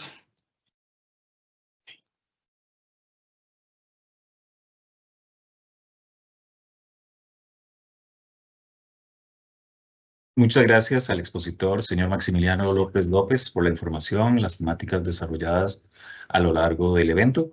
Ahora vamos a iniciar con el espacio de comentarios y preguntas que tenemos. Nos han entrado varias preguntitas, varios comentarios, don Maximiliano. Voy a empezar con este comentario que es un comentario muy lindo. Dice, para preescolar es muy fácil trabajar con valores. Nuestras aulas son semilleros, experiencia, pero a nivel de la escuela se pueden limitar un poco. Estos temas se enfocan en lo académico. Eso nos lo comparten en forma de comentario. Adelante, don Maximiliano. Sí,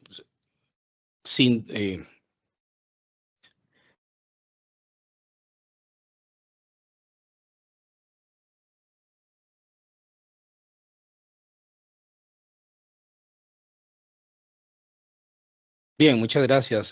Sí, efectivamente, en la etapa preescolar es el espacio idóneo, ¿no? Para empezar a trabajar los valores, porque volviendo un poco a lo que señalaba en minutos atrás, la maleabilidad, la capacidad de ir moldeando las actitudes, las habilidades, las destrezas, es el momento en el que normalmente lo hacemos. Un ejemplo muy puntual para ver esto en una analogía es el tema del aprendizaje de idiomas. A un adulto le resulta muy complicado aprender idiomas, pero a un niño le resulta muy fácil. Y precisamente eso tiene que ver con el desarrollo de esas capacidades que se van moldeando desde temprana edad. Aquí, con los niños y las niñas en edad preescolar, por supuesto que hay que tener, ciertos cuidados, ¿verdad? Porque hay una mayor sensibilidad, por supuesto, y, qué sé yo, vamos a tratar de montar un ejemplo en este momento. Pensemos en una situación de estrés, ¿verdad? En una situación donde el contexto MEP me está presionando. Con esto lo que quiero decir es que estoy saturado de trámites administrativos que tengo que hacer, que creo que todos sabemos que eso es bastante común. Pero bueno, pensemos en una situación de estrés donde no estoy logrando llevar bien las cosas del día a día, y si de un momento a otro estoy trabajando con niños de preescolar y tengo un sobresalto y hablo fuerte, hablo en un tono de voz inadecuado, eso puede simple y sencillamente generar un bloqueo, ¿verdad? Puede generar una cortina que va a ser muy difícil que la podamos volver a quitar, porque tenemos que volver a empezar con un proceso de construcción con ese niño, con esa niña, con ese grupo, que nos puede llevar mucho tiempo. Y a veces ese tipo de cosas pasan, es decir, no estamos exentos de cometer errores, y por eso con ellos es más delicado, hay que tener más cuidado, pero tenemos la facilidad, efectivamente, o existe la facilidad de que pueden irse creando muchas estrategias que permitan ir modelando esa adquisición de valores, y que ellos vayan aprendiendo no solamente a practicarlos, ¿verdad? Sino a valorar la importancia que tienen, especialmente cuando ven que otros los están practicando. Y aquí tal vez conecto esto con el tema del subjetivismo axiológico, esta idea que plantean algunos autores que, que los valores están ahí, pero tienen sentido en la medida en que yo les doy un significado, que yo aprecio que esa persona se comporta de esa manera, ¿verdad? Porque yo eventualmente hago lo correspondiente, ¿verdad? Entonces, en la medida en que eso se puede ir haciendo, los niños van a ir progresando y van a ir pasando de esa etapa de imitación, de esa etapa de identificación, ¿verdad? De pautas, a un proceso ya más interiorizado y eventualmente de sustituir el deber hacerlo por el que yo quiero hacerlo de esa manera. Adelante, José. Muy bien. La siguiente es una pregunta. Dice así, nos recomienda algunos autores o autoras para poder repasar conceptos, mejorar mi conocimiento para aplicarlos en los procesos en el aula. Al inicio mencionó una autora. Adelante, don Maximiliano.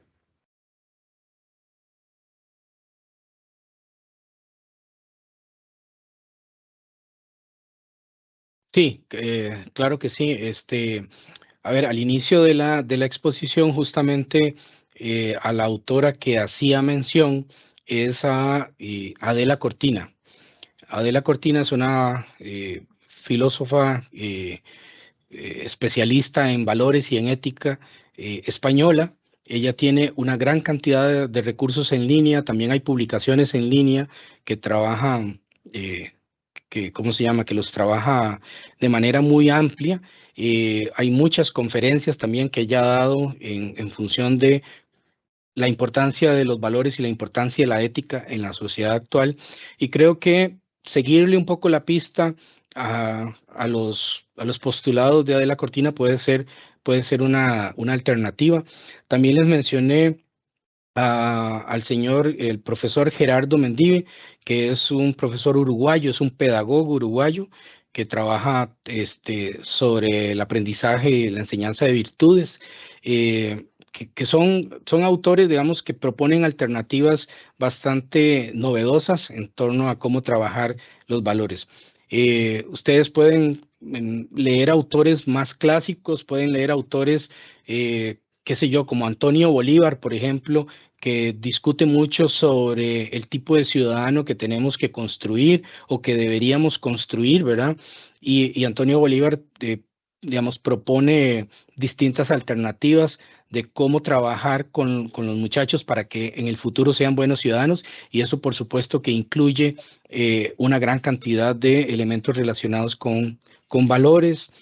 Si ustedes quieren leer cosas más teóricas, por ejemplo, en relación con, qué sé yo, por ejemplo, lo que mencionaba del disenso y el consenso, ¿verdad? La importancia de utilizar el disenso como una herramienta de construcción de valores democráticos. Pueden, por ejemplo, leerse a Chantal Mouffe, ¿verdad? Que es una socióloga que ha escrito bastante sobre eso. Pero muchos de estos textos son documentos quizás muy teóricos.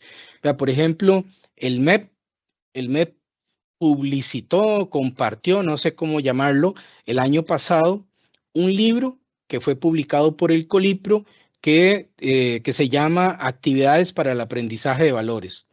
Es un libro que lo publicó el Colipro el año pasado a raíz de una experiencia del director del colegio del CTP de Ojancha, que fue quien escribió el libro, señor de nombre Braulio Miranda.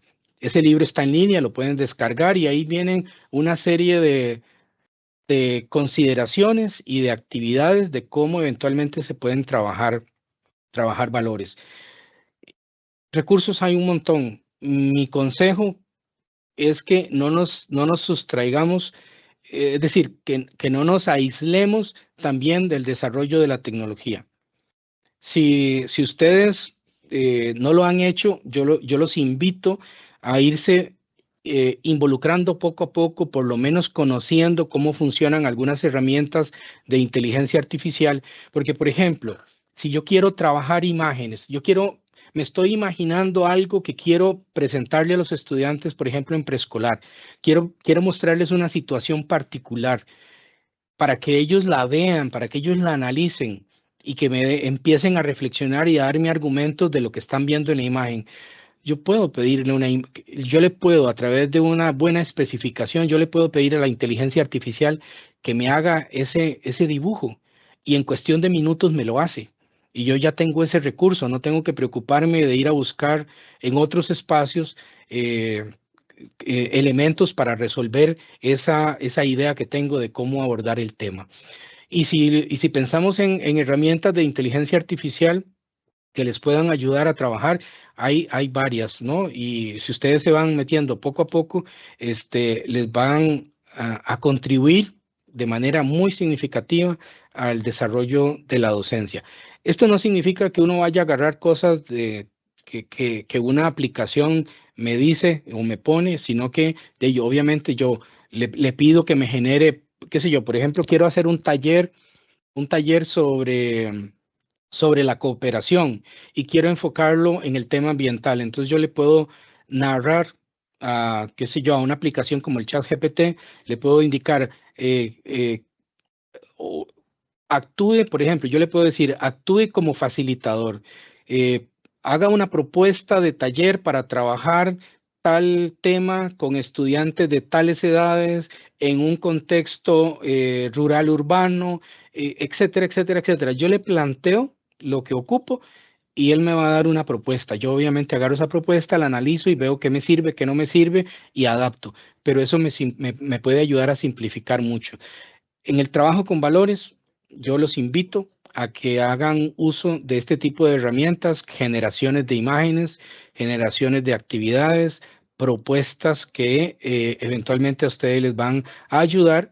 Y esto se los digo también porque soy consciente de que un profesor, sobre todo cuando tiene jornadas completas, no tiene tiempo suficiente para investigar, para ponerse a leer y construir. Aunque eso es lo ideal, por supuesto, en un espacio de formación continua, pero en el contexto actual y con las limitaciones que sabemos que a veces existen, esta es una alternativa que me parece que es muy importante y que pueden tomar en cuenta.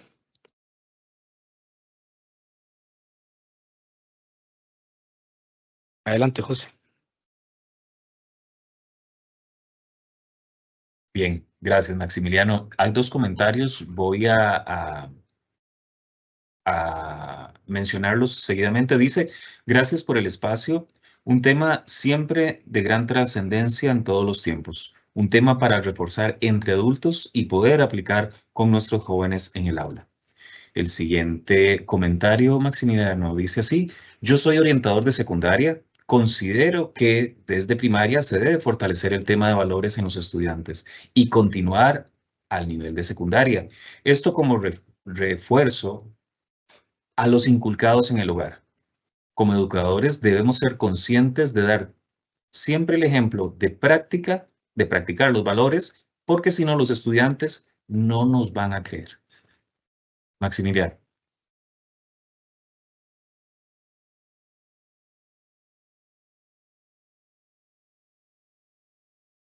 Gracias, José. Gracias por los comentarios también y las inquietudes que se plantean implícitamente en estos comentarios.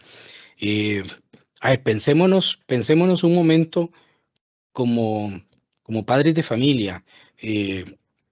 Yo tengo dos hijos, ¿verdad? Tengo dos hijos, uno va a cumplir 22 años, otro va a cumplir 18. Al que ahora tiene 18, hace más o menos unos 6 años atrás, llegó un día del supermercado y venía todo contento y me dice, papá, perdón por la expresión, todos sabemos que les llamamos coloquialmente así a estos comercios, pero me dijo, papá, el chino me dio más vuelto, ¿verdad? Y él venía feliz porque el señor le había dado vuelto adicional. Entonces simplemente le dije, hágame el favor, va donde el señor y le devuelve el dinero. Le dice que usted no se fijó y que llevaba más dinero del que debía. Muy a regañadientes probablemente lo hizo. Y lo que fue más significativo para él en ese tema fue que él fue y le devolvió el dinero al señor y el señor no le dijo ni gracias, ¿verdad? Es decir, ante un proceso de aprendizaje, tuvo una respuesta de la sociedad que él no esperaba. Y entonces, digamos, el esfuerzo que tuve que hacer para convencerlo de que lo que estábamos haciendo era lo correcto, era lo apropiado, fue aún mayor, porque entonces él me cuestionó justamente el hecho de que ¿para qué devolverlo si la persona ni siquiera le había dado las gracias? Entonces, ¿cómo podemos ir cambiando ese tipo de actitudes, ese tipo de comportamientos en la sociedad? Eso es fundamental. Y aquí este es un tema muy delicado y yo he procurado no meterme en eso porque yo creo que probablemente muchos de los que estemos aquí somos padres de familia, pero definitivamente el tema de la enseñanza de los valores inicia en la familia. Como decía Gerardo Mendieve, la institución tiene que darle acompañamiento, pero gran parte de la formación en valores es una formación que se recibe en el hogar, en la comunidad, en las pedagogías informales, ¿verdad? Es decir, las relaciones de amigos, las relaciones comunitarias. Y nosotros tenemos que ir aprendiendo a leer cómo se están desarrollando esas cosas para tratar de intervenir de la forma más adecuada en, ¿cómo se llama? En nuestra institución, ir corrigiendo conductas. Perdóneme que utilice otra vez el ejemplo de alguien que va y se cola en la fila, yendo a almorzar, ¿verdad? Yendo a almorzar en el colegio, por ejemplo. Se va y se cola en la fila y se mete adelante y él se cree una persona muy avispada porque logró adelantarse a otros y va a almorzar primero. ¿Cómo trabajo yo con ese muchacho o esa muchacha que hizo eso si cuando van en el auto, por ejemplo, si van en el auto, su papá se pasa un semáforo en rojo o se tira por el espaldón de la calle y va y se mete allá adelante y al final de cuentas, todos esos comportamientos sociales cotidianos lo que están haciendo es reforzando el hecho y normalizando el hecho de que eso está bien hacerlo. Y eso de alguna manera refleja mi viveza, ¿verdad? Soy más listo, soy más ágil, etcétera. Y de alguna manera podría ser que ese tipo de conductas se estén instalando como nuevos valores en una sociedad más individualista, donde el concepto de sociedad ya no importa. Y perdónenme que me meta aquí tal vez con un breve paréntesis, pero es importante que lo visualicemos en esos ámbitos. Todo el discurso del posmodernismo, ¿verdad? Lo que nos dice es precisamente que vivimos en una etapa de la sociedad, vivimos en una etapa donde el concepto de sociedad ya no existe. Lo que existe es el individuo y en muchos espacios lo que importa es el individuo consumidor.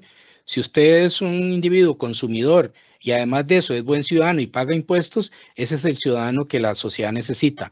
No importa si usted irrespeta otro montón de principios éticos que históricamente se han construido y que son bien valorados, pero el contexto actual nos está guiando en otra línea. Entonces ahí, efectivamente, tenemos que visualizar cómo trabajar con los muchachos, tratar de leer cómo ellos están aprendiendo valores o antivalores en sus respectivos contextos y tratar de encauzarlos. Pero aquí hago una observación final en relación con este comentario y es que tenemos que tener claros, como lo dije desde el inicio, puede que haya opiniones disidentes al respecto, pero vamos, es lo que yo he querido plantearles es que si vemos el aprendizaje de los valores como un proceso que va desde una etapa donde hacemos obediencia per se a donde hacemos reflexión, entonces no podemos pensar que la enseñanza de los valores se debe hacer como, como enseñar algunas áreas disciplinarias, ¿verdad? Donde les damos el contenido y les decimos eso es lo que tienen que aprenderse, sino que los valores tenemos que empezar a trabajarlos a partir de actividades que nos lleven a la reflexión para que ellos puedan ir interiorizando ese tipo de conductas, ese tipo de principios a partir de ese ejercicio de conocer, de reflexionar y de actuar, no como una imposición, ¿verdad? Porque si los vemos como imposiciones, no vamos a generar ningún impacto, no vamos a generar transformación en ellos y probablemente lo que van a seguir haciendo es seguir haciendo lo que ven como conductas socialmente aceptadas en la calle. José.